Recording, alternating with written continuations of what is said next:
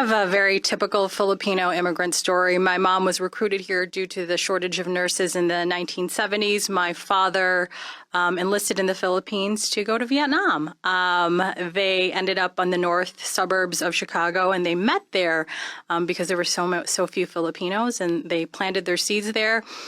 I didn't really know too much about my dad's time in the military. I do remember going to the VA and helping him out process when he was 5 because, we didn't have any childcare. He took me, and I remember going to this large place. It's not until I started working at the VA that I really understood the impact, the time that my dad served, the importance of the military in his life to become a citizen.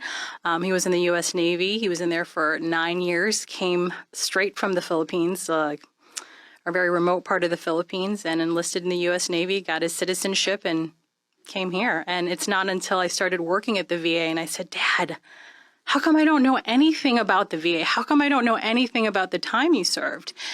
And as I started working in the VA, I realized that a lot of veterans don't really talk about their time.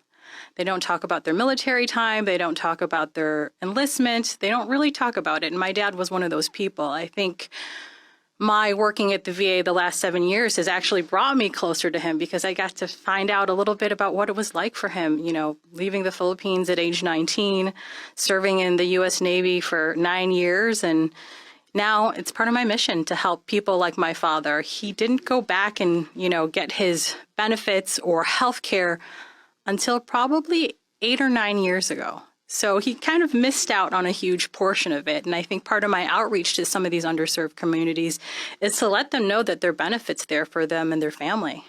Yeah.